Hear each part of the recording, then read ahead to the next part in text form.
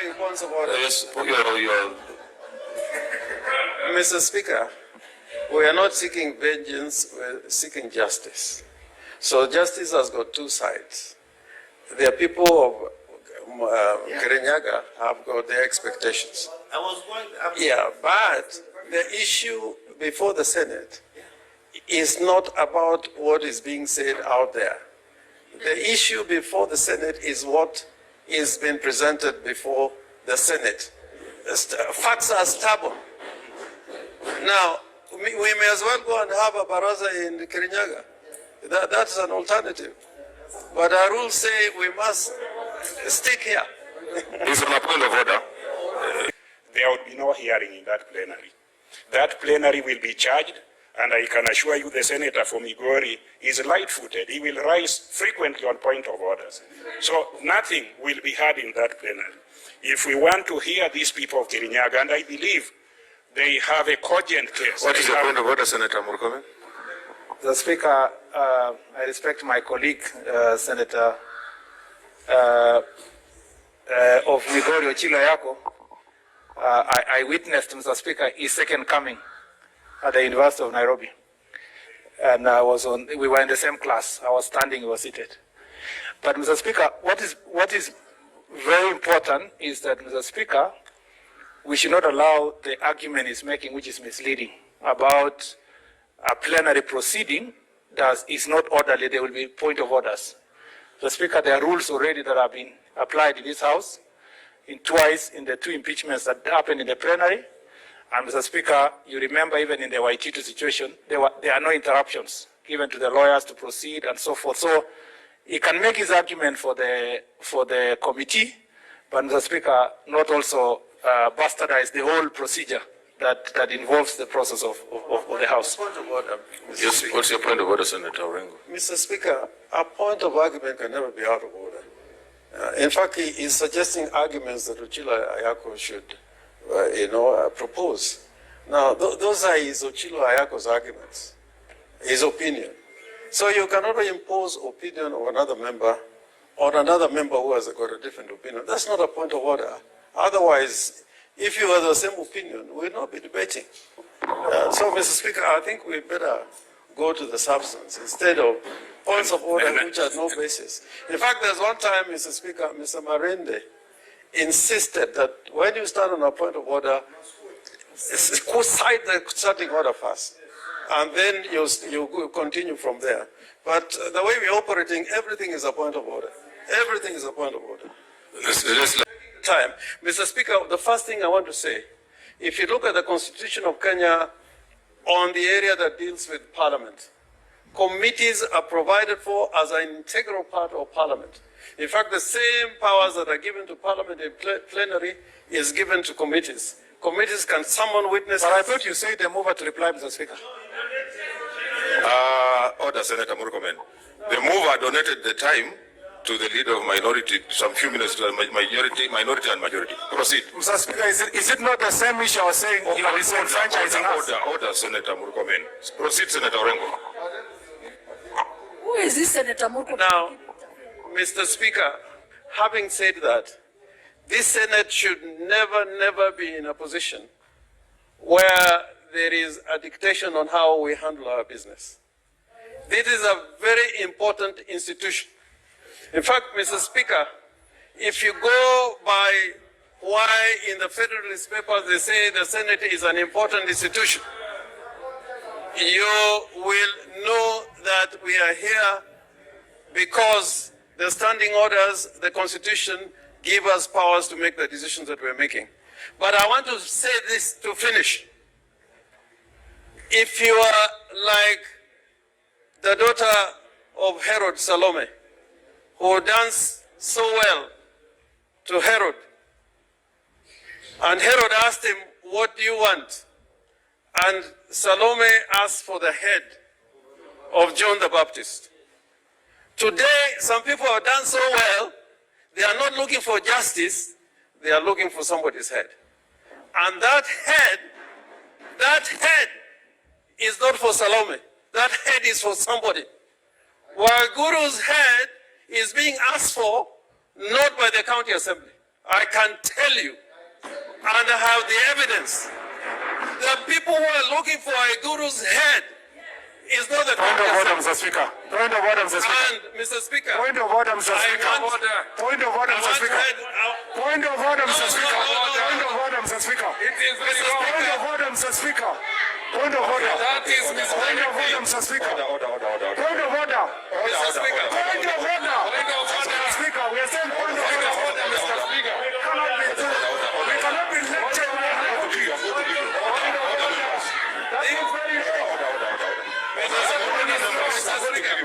Order, members. That is very wrong. Order, Senator. Leader. Mr. Speaker, Leader.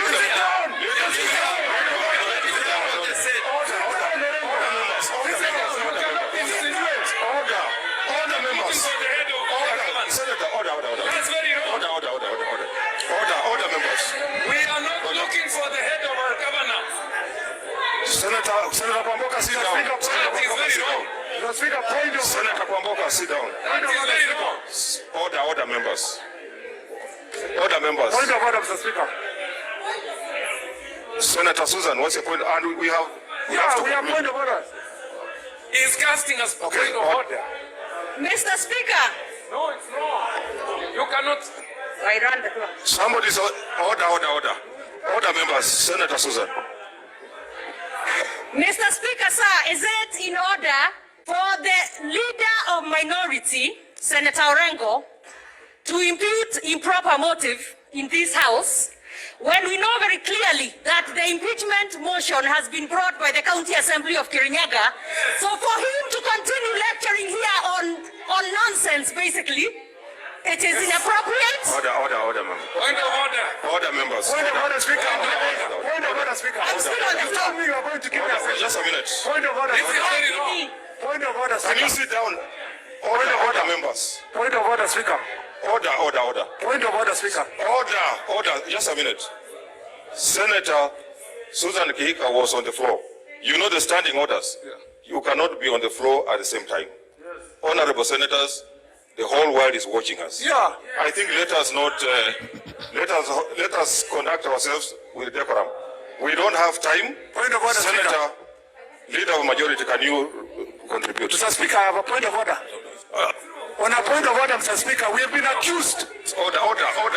Mr. Speaker, on a point of We order. must conclude. Order. Mr. Speaker, you told me you'll give me a Senator stance. Murkomen, I've given you a lot of On a time. point of order. Please. It's a point of order, Mr. Speaker. Senator, leader, can you conclude? I'll give you. Point of order, Speaker. Point of order, Mr. Speaker. Conclude, Senator. Mr. Speaker, On a point of order, Mr. Speaker, we cannot allow that to go on record. We can't allow that to I go will on make a record, ruling. Mr. I will make Speaker. a ruling. Mr. On a Speaker, point of order. with Mr. those Speaker, on a point remarks, of order. I support and the stone has had me. Point of order, Speaker. Point of order, Mr. Speaker. Point of order, Mr. Speaker. Senator Langat. Yes. Yes, what? You, Okay, please conclude. We yes, don't I'm have a- concluding. It is very wrong I'm giving you. for our Senator Senior Orengo, Mr. Speaker, to cast aspersion of this House as a group of people who are after the head of somebody. We never initiated this motion. It was initiated in the county government of Kirinyaga and not us here. So Point of that order, is very Speaker. wrong, and he should Senator, withdraw that one. order. He should withdraw that one. Order. It's very wrong. Point of order, Speaker. Speaker. Point of order, Speaker. We are not manners. Okay, Senator, leader of majority. Order. Order, Speaker, members. on a point of order. Order. Let us proceed, Senator. On a Leader. point of order, Mr. Speaker, point of order. On a point of Just order. one. Just one. We are on a point Please, of order. Mr. Speaker. This motion. We are on a point of order, Mr. Speaker. Please, Speaker. I'd like to Point of appeal. order, Mr. Speaker. On a health Point of order, issue. Mr. Speaker. There's a health issue, Mr. Speaker. There is a record that must be corrected, Mr. Speaker. Order. You cannot force the speaker to allow you to raise a point of order. Members. Point of order, Mr. Speaker.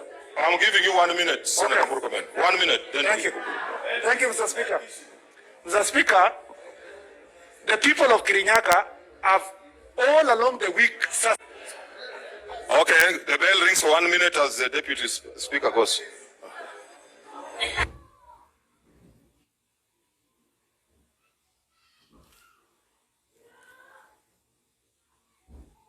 Yes, allow Senator Chila. What's your Mr. Speaker, they'll take all my time, Mr. Speaker, and everybody's interested to talk. Now, Mr. Speaker, justice is about a fair hearing. Justice is a process. Justice is about all that. The mandate of Senate is to legislate. The mandate of Senate is to carry out over.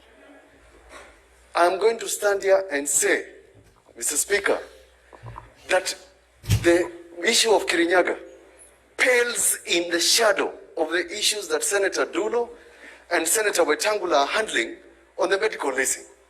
Have we accused them of corruption? The report has not been issued. Mr. Speaker. What's your point of order? Mr. Speaker, Senator Mutula Kilonzo Jr. must, Mr. Speaker, stick to the standing orders. This House, Mr. Speaker, under Standing Order 96, if you make an allegation, you must substantiate. And Mr. Speaker, it is clear from your rulings and also from the standing orders, you cannot import social media videos, newspaper cuttings, and Mr. Speaker, come and make them as, Mr. Speaker, absolute truth here. You either substantiate or you withdraw and apologize. Yes, Senator Mutula. There's nothing to withdraw. Please, let's ignore Senator Murkomen for a chance. Mr. Speaker, that video, if Mr. Murkomen, who is so famous for posting all sorts of things on our platform, needs substantiation, he should go to the platform. If that video is on the platform, I'm not going to substantiate anything. It's there. What's your point of order, Senator Chariot?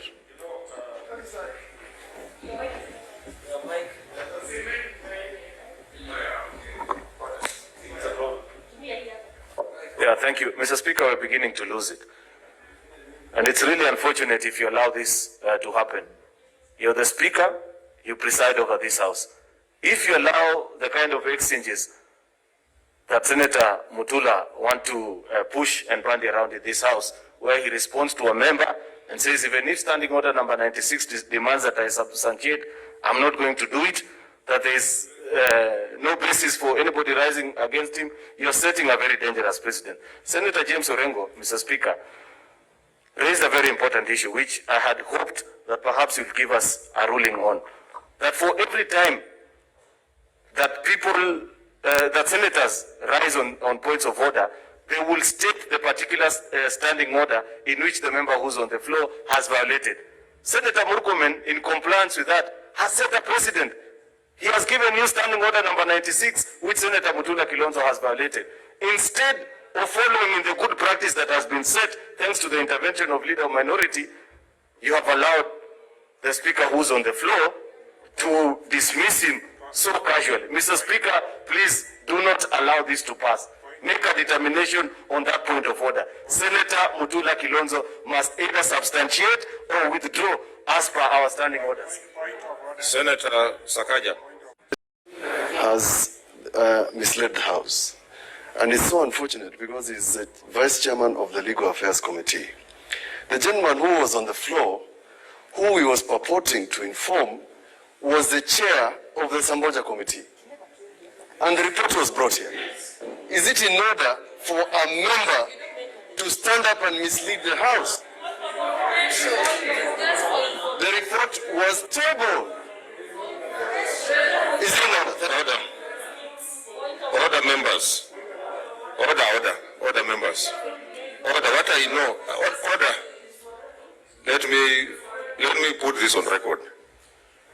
If the committee finds allegations substantiated, then the report will still come here and a vote will be taken.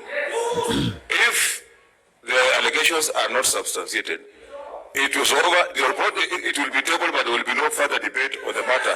It dies there. Yeah. That's just for noting. The report will come for noting. Thank you, Mr. Speaker. Mr. Speaker, Mr. Speaker, I thank you. Please, Mr. Speaker. This is my time, and I want Professor Senator Order members. Not on the same. Point of order. Not on the same. Yeah, please protect me. Point of order. Thank you. What's your point of order, Senator? Mr. Speaker, sir, I think it's important for the public to note. God, my mask. You're not complaining about other people of mask-only mind. Mr. Speaker, sir, Mr. Speaker, sir, I'd like to request you. Yes. Mr. Speaker, sir, I would like to request you to be a bit clear on your directive. And for this reason, if a report is tabled in this parliament, nothing stops a member from this house to be able to ask you to give a detailed ruling. Mr. Speaker, sir, on your communication, we invite you to give us a ruling on a point of order. There are precedents in this court, in this parliament, Mr. Speaker, sir. So, Mr. Speaker, sir, let us be clear.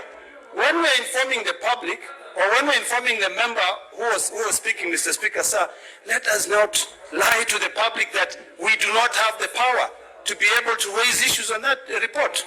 Senator Murkomen. Mr. Speaker, I think we should raise this. I'm really surprised that even Senator Mutula would fall into the same trap. I would have expected, Mr. Speaker, him to appreciate further because we've been here longer. Mr. Speaker, Section 33 of the County Government Act, which Mr. Speaker I was privileged to participate in its drafting, provides that, Mr. Speaker, in subsection, in Section 33(5), if the special committee reports that the particulars of an allegation against the governor have not been substantiated, further proceedings shall not be taken under this section in respect of the allegation or in respect to the allegations. So, Mr. Speaker, you are correct, you are right. We must tell the public the reason why there is a clamor here between whether it's the plenary or whether it's the rest of the House is because the senators who are here know very well that if a committee is chosen and for whatever reason they go and clear the governor, that is the end of the matter. It will never come back to this house. And the reason why the people of Kirinyaga are crying that let it come to the house is because they are saying instead of subjecting it to 11 senators to make that very important decision, they want the 67 senators to make that decision, that's all. I think the matter is clear. Let Senator Odinga continue. Thank you, Mr. Speaker. Mr. Speaker, that argument is, and like Senator Junior says, I was the chair. I was privileged by this House to chair the committee on Samboja. And it is true, Mr. Speaker, that if the committee finds there is no incriminating evidence against the governor, that's the end of the matter. Mr. Speaker, and that is why Kirinyaga people are crying out to this House. Mr. Speaker, I am not saying that there will be no justice if the matter goes to the committee. But Mr. Speaker, justice is done. But justice should be seen to be done. And that's what the people of Kirinyaga expect. Indeed, Mr. Speaker, those of us here, we have a lot of respect for the senators who've been appointed to this committee. But Mr. Speaker, the people of Kirinyaga, and by the way, the people of Kenya, throughout this republic, are waiting to hear the verdict of this House, which way this House goes. And Mr. Speaker, I want to advise the political players, particularly the party leaders, watch out. This space, Mr. Speaker, is not as steady as you think. It is very slippery. 2 years down the road, we will need the people. And 2 years down the road, Mr. Speaker, Kirinyaga people are likely to forget what you did to them if you don't go the way they want. Mr. Speaker, sir. On a point of order, Mr. Speaker. What's your point of order, Senator Orengo? Which point of order? Mr. Speaker, What's your point of order, Senator Cheriot? Mr. Speaker, it will be of great interest to this House for Senator Orengo, who has been a leading crusader this afternoon. Mr. Speaker, just for the record, I oppose the motion for the establishment of a committee to process the impeachment of Governor Anne Waiguru. Thank you. Thank you, Mr. Speaker, for giving me an opportunity to contribute to this important matter. Now, Mr. Speaker, I've also been listening to my colleague senators and the public out there. Mr. Speaker, the common denominator of what they are saying is that they want justice. Now, Mr. Speaker, I happen to be fortunate that I'm a trained lawyer, and I went to one of the best universities in Kenya, University of Nairobi, not just once, twice. I also went to Kenya School of Law, the only school of law in Kenya that enables us to be advocates. So I know what justice is. I know when you seek justice as a person aggrieved, you can also not insist on a particular process unless you do not want to afford the other side justice. Justice is for both parties who seek it. And therefore, as I listen to the people of Kirinyaga, to the extent that I can do it as Ochilo, I guarantee that I will give them justice. But they should also be open to the fact that the other side also are in need of justice. What is important in a judicial process or a process of justice is an open hearing where both parties are given opportunity to present evidence, to present documents, and to invite witnesses to support their case. And in my view, Mr. Speaker, a select committee would be the most suitable to do that. Already here is plenary, and plenary, all of us, other than listening, we are entitled to raise points of order. I can assure you the 67 of us, if we were to raise points of order in the intensity that our colleague Senator Murkomen is doing, and is entitled to do it,